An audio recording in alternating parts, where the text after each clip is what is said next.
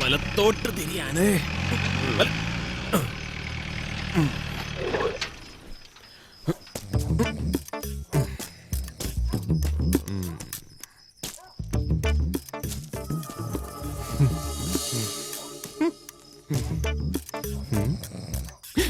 വടക്കൻ വീട്ടിൽ. എനിക്ക് പനി വന്നിട്ടുള്ളതാണ്. ഞാൻ പാവപ്പെട്ടതാണ്. ഞാനാ കൊച്ചുഞ്ഞ്. നീ ആയിരുന്ന? ഞാൻ കരുതി അവന്മാര് വീണ്ടും വന്ന് എനിക്ക് ഇടിയെന്നു. വടക്കൻ വീട്ടിലെ വിഹിതം പറ്റി ഞണ്ണാൻ വന്ന അണ്ണന്മാരൊക്കെ ചന്തയിലെ പൊടിയും തട്ടി സ്ഥലം വിട്ടു. വിട്ടു. മഹാഭാഗ്യം. എന്നതായാലും നീയും കൂടെ വാ.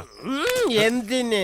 എടാ, കർത്താവ് 5 അപ്പം 5000 പേർക്ക് വീതിച്ചു കൊടുത്ത മഹാനാണടാ. അത് കർത്താവല്ലേ, അതിന് അങ്ങേര് കൂടെ വന്നാ പോരെ. ഞാൻ എന്തിനാ വരുന്നേ? അതല്ലടാ, അവിടുന്ന് ഇപ്പൊ എന്നതാണേലും കിട്ടുന്നത് നമുക്ക് 2 പേർ കൂടി അങ്ങ് വീതിക്കാം. അതിന് കർത്താവ് വീതിച്ചതാ അപ്പ. നിന്റെ അമ്മാവന്മാര് വീതിക്കുന്നത് അടി. ആ പങ്ക് ഈ ബോഡി വീതിച്ചെടുത്താൽ ഇനിയും തോൽവി ഇളച്ചു വാങ്ങാൻ ചന്തുവിന്റെ ജീവിതം പിന്നെയും ബാക്കി കാണില്ല മക്കളെ. ഞാൻ ജീവിച്ചു പോട്ട്, നീ കയറി വിട്ടു പോടാ മക്കളെ. ആണായി പിറന്നവരാരും ചന്തുവിനെ തോൽപ്പിച്ചിട്ടില്ല. ചന്തുവിനെ ഇനിയും തോൽപ്പിക്കാൻ നിന്നാൽ എന്റെ ലാസ്റ്റ് ബസ് പോവും. അതുകൊണ്ട് ഞാൻ പോണേ. വല്യമ്മാവന്റെ ബെൻസ് എന്നോട് ക്ഷമിക്കൂ വലിയ ബെൻസേ. പാവം അമ്മച്ചി വാതിലടച്ചിട്ടില്ല. ചോറില് വെള്ളം ഒഴിച്ചോ ആവോ.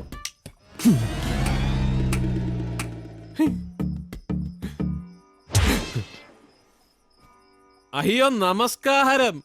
മാതാവാണ് ഉള്ളത് ഉള്ളി പറഞ്ഞെങ്കിലും ഞാൻ ഇപ്പൊ ഊഹിച്ചതേ ഉള്ളൂ. വടക്കൻ വീട്ടിലെ കാരണവന്മാരെല്ലാം കൂടെ എന്നാത്തിനാ ഇങ്ങനെ വെട്ടമാണ് ചിരിട്ടത്തിരിക്കുന്നത്. ഇരുട്ടത്തിരുന്നതല്ല, ഇരുത്തിയതാ. ഒരു താൻ തോന്നി. അതാരാടാ നെൽസ? കൊച്ചുകുഞ്ഞെ, ഈ പാതിരാത്രിയിലും കേറി വന്ന് ഊതല്ലേ. ഇതെന്നാ വർത്തമാനാടാ ഊവേ? പറയടാ, ഏതപ്പന്റെ ആണ്ടു കുർബാനയ്ക്ക് വേണ്ടിയാ ഇന്നേ ദിവസം നിന്നെ ഇങ്ങോട്ട് കെട്ടിയെടുത്തത്? ജോലിയും കൂലിയും അന്തസ്സുള്ള മക്കളൊക്കെ എത്തിയിട്ടും തെണ്ടിത്തിരിഞ്ഞ് തെക്കോടെ കണക്കുന്ന നീ മാത്രം ഇങ്ങോട്ട് എഴുന്നള്ളില്ല. അതിന്റെ വിശദീകരണം എനിക്കറിയണം ഇപ്പോ ഇവിടെ വെച്ച്. എന്റെ വല്യമ്മാവ, ഞാൻ അമ്മച്ചിയോട് ബാംഗ്ലൂരിൽ നിന്ന് വരുന്നു എന്ന് പറഞ്ഞത് സത്യമാ. പക്ഷെ ഈ ബാംഗ്ലൂരിൽ നിന്ന് വരുന്ന വഴിക്കാണല്ലോ ഈ ഗുണ്ടൽപെട്ട്. അവിടെ ഒന്ന് ഇറങ്ങേണ്ടി വന്നു. എനിക്ക് വേണ്ടിയല്ല, ഈ കുഞ്ഞമ്മാവിന് വേണ്ടി. പറയുന്നോ? എനിക്ക് വേണ്ടിയോ? അത് കൊള്ളാം. ഈ കുഞ്ഞമ്മാവൻ പറഞ്ഞതാ ഗുണ്ടൽപെട്ട് 500 ഏക്കർ സ്ഥലം വാങ്ങിച്ച് അവിടെ പൊട്ടറ്റോ കൃഷി പ്ലാൻ ചെയ്യാന്ന്. എന്നാ കൃഷിയാ? ഉരുളക്കിഴങ്ങ്. കഴിക്കരുത്, ഗ്യാസാ. ചോദിച്ചു നോക്ക്. തങ്കച്ചാ, ശരിയാണോ? ആണോ? നീ പറഞ്ഞതാ? അത് ഞാൻ പറഞ്ഞതാ. പക്ഷേ എന്നാ പക്ഷെ അങ്ങനെ പക്ഷെ നിർത്തടാ. നിന്റെ മറ്റിടത്തെ ഒരു കൃഷി ഞങ്ങളുടെ അപ്പൻ മരണക്കിടക്കെ കിടന്ന് പറഞ്ഞതാ. ഇനി ഈ തറവാട്ടിൽ നിന്നാരും കള്ളുകച്ചവടം ചെയ്യരുതെന്ന്. ആ വാക്കിനെ കാറ്റിൽ പറത്തി കള്ളുലേലത്തിന് പോയേച്ചു വന്ന് എന്റെ മുമ്പിൽ കിടന്ന് നീ നാടകം കളിച്ചാലുണ്ടല്ലോ. എന്റെ വല്യമ്മാവ, ഞാനിന്ന് രാവിലെ കളിച്ച നാടകം തന്നെ നമ്മുടെ ഫിലിപ്പോസിന് വേണ്ടി. അല്ലാതെ എന്റെ കയ്യിൽ എവിടുന്ന കള്ള് റേഞ്ച് ലേലത്തിന് വിളിക്കാനുള്ള കാശ്? 2 സ്മോൾ അടിക്കണേ പോലും അമ്മച്ചിയുടെ തലയാണം കഴി തപ്പണം, അല്ലടാ നെൽസ? പിന്നെ ഭാഗം വെപ്പ്, അതിപ്പോ ഞാനൊരു ഒപ്പിടുന്ന കാര്യമല്ലേ ഉള്ളൂ. എന്ന് വേണേ ആകാലോ. I am throughout free.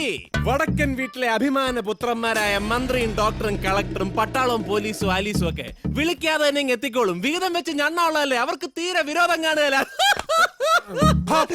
കഴിവരുടെ മോനെ, നിന്റെ സമയവും സന്ദർഭവും നോക്കി ഭാഗം വെപ്പ് നടത്താൻ ഇവിടെ ചത്തുപോയി നിന്റെ തന്ത വന്നിരിപ്പുണ്ടാ? മതി. ഇനി ഞാൻ ചോദിച്ചോളാം അവനോട്. എന്റെ അമ്മച്ചി, ഞാൻ പറയുന്ന ഇവിടെ 1000 വട്ടം പലരുടെ നാക്കുകൊണ്ട് ശപിക്കുന്ന നിന്റെ അപ്പനെ മനസ്സിലിരുത്തി പറഞ്ഞാ മതി. എവിടെയായിരുന്നു നീ? ഓ, അതിപ്പോ എത്തിയില്ല, എത്താൻ പറ്റിയില്ല എന്ന് പറഞ്ഞ എന്റെ ശരി. അതെന്നെ കാര്യം എന്നായി ചോദിച്ചേ? എത്താൻ പറ്റിയില്ല, അത്ര തന്നെ. അമ്മച്ചി, നമുക്ക് കാര്യങ്ങൾ സംസാരിച്ചൊരു തീരുമാനത്തിൽ പോ, എങ്ങോട്ടെങ്കിലും പോ. പണ്ട് ബുദ്ധി ഉറയ്ക്കാത്ത പ്രായത്തില് ഈ അമ്മാവന്മാരുടെ തല്ലുകൊണ്ട് നീ എങ്ങോട്ടോ നാട് തണ്ടി പോയപ്പോ നിനക്ക് വേണ്ടി ഒരുപാട് കണ്ണീരൊഴുക്കിയിട്ടുണ്ട് ഞാൻ. തിരിച്ചു വന്നിട്ടും നീ എനിക്ക് കണ്ണീര് മാത്രമേ തന്നുള്ളൂ. ഇനി എനിക്ക് വയ്യ. പൊയ്ക്കോ, എങ്ങോട്ടെങ്കിലും പൊയ്ക്കോ. ഇത്രത്തോളം അമ്മച്ചി പറഞ്ഞ സ്ഥിതിക്ക് കൊച്ചു ഞുള്ളി തട്ടി ഒരു കാര്യം പറയാൻ പോവാ. Good night. എന്നാൽ ഇത് ഇന്ന് രാത്രിയിലത്തേക്ക് മാത്രമുള്ള ഗുഡ് നൈറ്റ് ആണ്, എന്നത്തേക്കുമുള്ളതാണ് എന്നാരും തെറ്റിദ്ധരിക്കണ്ട. അപ്പൊ പാക്കല.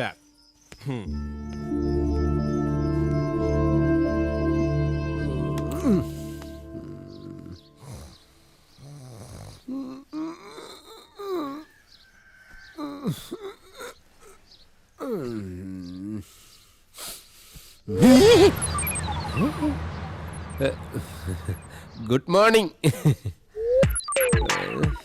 അമ്മേ, പൂമുഖത്തേക്ക് 1 ബ്ലാക്ക് ടീയാ. എന്റെ മോനെ ചായപ്പൊടിന്റെ വെള്ളം പറയടാ തെണ്ടി. തുടങ്ങി. പഞ്ചസാര കഴിഞ്ഞിട്ട് 4 ദിവസമായി. പൂമുഖത്താരാടാ? നിന്റെ അച്ഛൻ വന്നിട്ടുണ്ടോ? അവന്റെ ഒരു പ്ലാസ്റ്റിക്. എന്റെ അമ്മയാണത്രേ അമ്മ. അപ്പൊ മരിച്ചു പോയത് എന്റെ അച്ഛനല്ലേ? ശരിയായിരിക്കും. ഞാനാണെങ്കിൽ ലേശം വെളുത്തിട്ട, അച്ഛനാണെങ്കിൽ പ്യൂർ ബ്ലാക്കും. അമ്മേ, ബ്ലാക്ക് ടീ ഇല്ലെങ്കിൽ വേണ്ട, പഴയ പോലെ പഴകഞ്ഞി വെള്ളം തന്നെ എടുത്തോ. നായിന്റെ മോനെ എന്നാ തുടക്കം. മിക്കവാറും ഇന്നും നായി നക്കും എന്റെ ജീവിതം. രാവിലെ തന്നെ പത്രം വന്നു. ഭാഗ്യം, എടുത്തു വച്ചേക്ക, എന്തേലും പൊതിഞ്ഞോണ്ട് പോവാ. ചരമക്കോളത്തിന്റെ അങ്ങാടി നിലവാരം നോക്കാം. ഇന്ന് ഇത്രേ ഉള്ളൂ. ചരമക്കോളം ലൈവാ? ഇതെപ്പോഴെത്തി? ഈശ്വര, ആരെങ്കിലും കൊന്നിട്ടതാണോ എന്തോ? ആവു, ചത്തിട്ടില്ല. ഡാ വടക്കം വീടാ, എഴുന്നേറാ.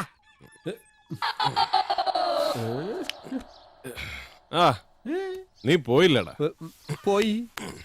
പിന്നെ എന്നതാടാ ഈ കൊച്ചു വെളുപ്പാങ്കാലത്ത്? എടേ, അതിനിത് വടക്കം വീടല്ല, ഇത് ഒടക്കം വീടാ. ഐ മീൻ എന്റെ വീട്. എടാ നാറിയേ, എന്തോ? എന്നാ പിടി, എനിക്ക് വേറെ പണിയുണ്ട്. എന്റെ പറശ്ശിനിക്കടവ് മുത്തപ്പ, ഇതാര്? വടക്കം വീട്ടിലെ കൊച്ചു തമ്പുരാനോ? ഇന്നലെ രാത്രിയും ഗുഡ് നൈറ്റ് പറഞ്ഞൂല്ലേ തറവാട്ടെന്ന്? ഏതായാലും ബ്ലാക്ക് ടീ വേസ്റ്റ് ആയില്ല. ഈ തൊണ്ടിക്ക് വേണ്ടി ഉണ്ടാക്കിയതാ. ഇതങ്ങ് പിടിച്ചാട്ടെ. സന്തോഷം. ആഹാ, രാത്രി കിടക്കാൻ നേരം ചൂടാകാൻ കഴിക്കുന്നതും ഇതേ കളർ, കാലത്ത് എഴുന്നേറ്റ് കഴിഞ്ഞാൽ ചൂടോടെ കഴിക്കുന്നതും ഇതേ കളർ. ഇതാണമ്മേ കളർഫുൾ എന്ന് പറയുന്നത്. കാറ്റ് പറഞ്ഞതും പൊള്ള്, കടല് പറഞ്ഞതും പൊള്ള്, കാലം പറഞ്ഞതും പൊള്ള്, ഉൾക്കാടിച്ച ബാറി നടിച്ചതും പൊള്ള്. എടാ അച്ചുവേ, അങ്ങനൊരു വരി ഇല്ലല്ലോടാ അതില്. അടിച്ചതൊന്നും ആയില്ല എന്ന് പറയായിരുന്നു. ഇറങ്ങി വന്ന് ഊതറ. അയ്യേ സാർ, എന്തോ സാർ, എനിക്ക് അങ്ങനെ വൃത്തിയുടെ ശീലമില്ല. എന്നാൽ ലവൻ. ക്ഷമിക്കണം, എനിക്കങ്ങനെ ഊതി പരിചയമില്ല. പക്ഷെ ഞാൻ ഇതിനങ്ങനെ പ്രത്യേകിച്ച് പരിചയമൊന്നും വേണ്ട, ഇതിലേക്ക് ഊതിയാ മതി. എന്നാ സാറേ ഊതുന്നത്? നിന്റെ അമ്മായിയമ്മയുടെ പുകയില്ലാത്ത അടുപ്പിൽ പാല് കാച്ചാൻ വേണ്ടിട്ടാടാ ഊതാൻ പറഞ്ഞ്. ആലുവ അടുപ്പെന്ന സാറ് ഉദ്ദേശിച്ചത്. ഓ, പകയില്ലാത്ത അടുപ്പ്. പാതിരാത്രിയിൽ മൂക്കറ്റം കള്ളും മോന്തി വണ്ടി ഓടിച്ചും പോരാഞ്ഞിട്ട് അത് ചെക്ക് ചെയ്യാൻ വന്ന പോലീസുകാരനെ ഒരുമാതിരി ആക്കുന്നോടാ. അതാണോ കാര്യം? അതൊക്കെ നേരത്തെ ചോദിച്ചാ പോരായിരുന്നു. എന്റെ പൊന്ന് സാറേ, ബിവറേജസ് കോർപ്പറേഷന്റെ മുമ്പിൽ പോയി കഷ്ടപ്പെട്ട് ക്യൂ നിന്നാലേ സാധനം കിട്ടുന്നത്. എന്നാ കിട്ടിയ സാധനം വീട്ടിലിരുന്ന് സമാധാനം അടിക്കാന്ന് വിചാരിച്ചാൽ വീട്ടുകാരെ സമ്മതിക്കല. വല്ല പാടത്തോ വരമ്പത്തോ ഇരുന്ന് ഇതങ്ങ് കാലിയാക്കാന്ന് വിചാരിച്ചാൽ ദേണ്ട ഉടനെ സാറുമാരെ ടോർച്ച് അടിച്ചോണ്ടുള്ള വരവ്. ഇല്ലാത്ത കാശും കൊടുത്ത് ബാറിൽ നിന്നൊരു 3 എണ്ണം അടിച്ച് പുറത്തോട്ടിറങ്ങിയാലോ? ദേ അടക്കുന്ന നട റോഡിലെ സാറന്മാരുടെ ഒരു ഊതിക്കൽ. സാറിന്റെ മോനാ? സാറേ, സർക്കാരിന് വർഷാവർഷം ഏറ്റവും കൂടുതൽ നികുതി കിട്ടുന്നത് നമ്മളിപ്പോൾ കഴിച്ചിരിക്കുന്ന ഇതേ മദ്യം വിറ്റ ടാക്സിൽ നിന്നാണ്. ശരിക്കും? ഓഹോ, അങ്ങനെയാണല്ലേ?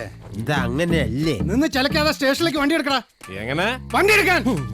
അങ്ങനെ സാറ് പറഞ്ഞല്ലടാ, പാവല്ലടാ, മുന്തുരി തല കെട്ടി വണ്ടി ഒന്ന് ഇട്.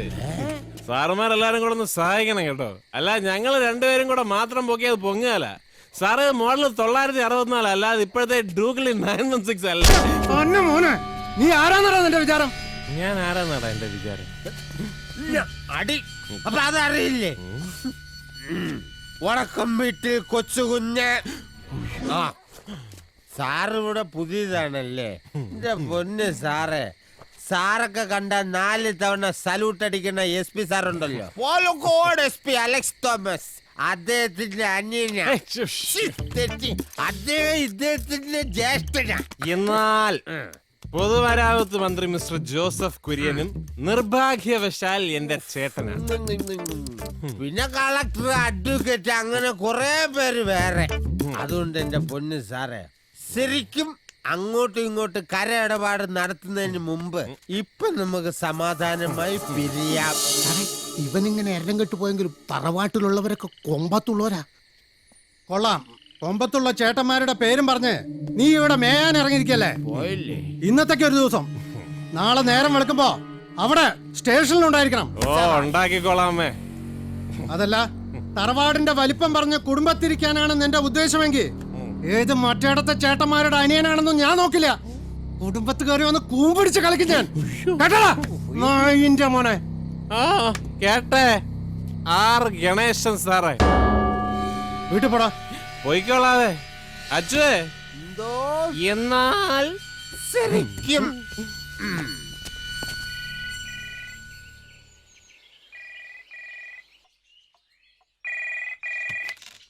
ഹലോ അപ്പാ ഞാനാ അലക്സ്.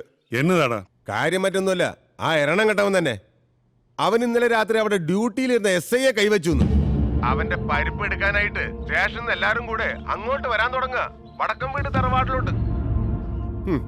SP അലക്സ് തോമസിന്റെ അനിയനെ SIയെ കൈകാര്യം ചെയ്തതിന്റെ പേരിൽ വീട്ടിൽ കയറി പൊക്കിയുന്ന ഡിപ്പാർട്ട്മെന്റിൽ അതിന്റെ റിസൾട്ട് വരിക. ഞാൻ എന്നാ വേണമെന്ന് അപ്പം പറ. ഈ തൊപ്പി ഉരി വെച്ച് തറവാട്ട് പറമ്പിൽ കിളക്കാൻ ഇറങ്ങണോ? നീ ഒന്നും വേണ്ട, അതെന്നാ വേണമെന്ന് ഞാൻ കാണിച്ചു തരാം. ഈ കോണിപ്പടി കിട്ടിയിരുന്നെങ്കിൽ പുത്തൂര് രമണിയുടെ വീട്ടില് മതില് ചരമായിരുന്നു. കറക്റ്റ് പൊക്ക.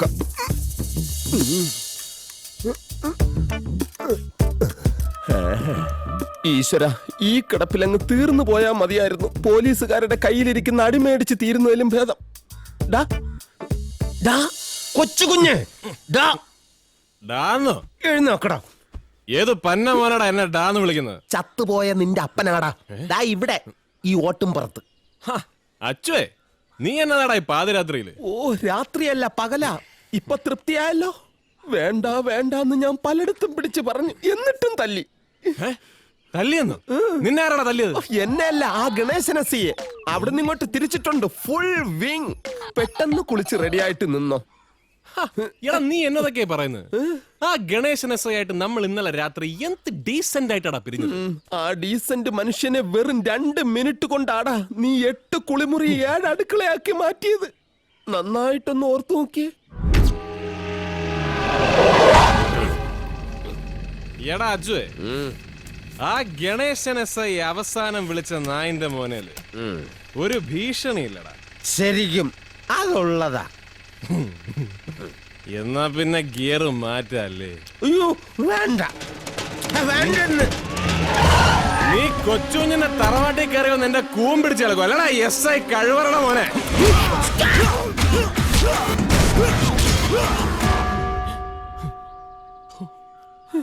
ശരിക്കും ഇതാ അവിടെ സംഭവിച്ചത്. ഈ ഓടിന്റെ പുറത്തിരുന്ന് ഇനിയും ഞാൻ വിശദീകരിക്കണോ?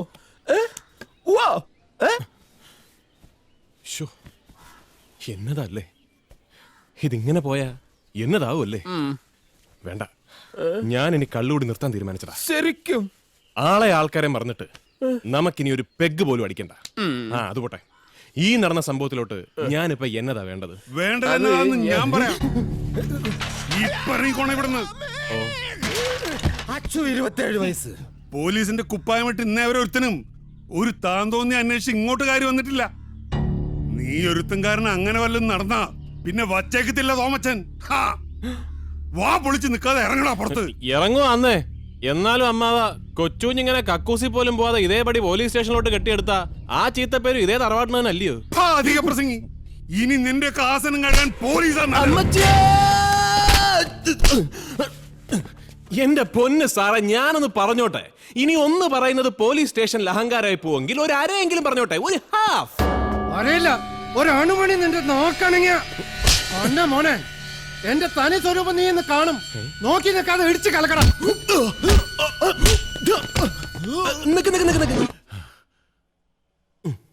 എന്റെ പൊന്ന് ഗണേശൻ സാറേ, ഓരോന്നിനോരോ മര്യാദയുണ്ട്. സാറിനെ ഞാൻ ഇന്നലെ ചവിട്ടിക്കൂട്ടിയതാണ് വിഷയമെങ്കിൽ അതിന് സാർ എന്നെ ചവിട്ടിക്കൂട്ടണം. അതാണ് അതിന്റെ ശരി. അതിനൊക്കെ അപ്പുറത്തേക്ക് സാർ ഒരു മഹാസത്യം മനസ്സിലാക്കണം. സാർ ഇപ്പോൾ കൈവയ്ക്കാൻ പോകുന്നത് ആരുടെ ശരീരത്തിലാണെന്നുള്ള സത്യം. സാറൊക്കെ കണ്ട പാതി കാണാത്ത പാതി ചടപടാന്ന് സല്യൂട്ട് ചെയ്യുന്ന പാലക്കാട് SP നായിന്റെ മോനെ, നിന്റെ ഈ പുന്നാര ചേട്ടന്മാര് പല ആവർത്തി എന്നെ വിളിച്ചു പറഞ്ഞു നിന്നെ ഒന്ന് ഇടിച്ചു കലക്കി പരുവപ്പെടുത്തിയെടുക്കാൻ. അതാ ആ സാറുമാരുടെ ഓർഡർ. തറവാടിന്റെ പേരും പറഞ്ഞ് തറയായിട്ട് അങ്ങോട്ട് വാഴാമെന്ന് കരുതിയോടാ പുല്ലേ. ഉത്തരവ് മോളിനാ. ചവിട്ടി കൂട്ടാ ഈ പന്നീനെ.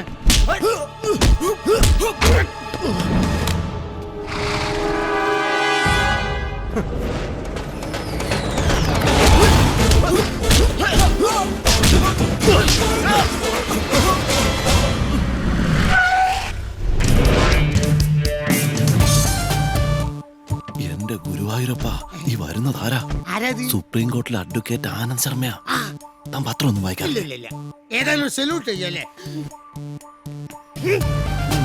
Good morning mister Ganesh.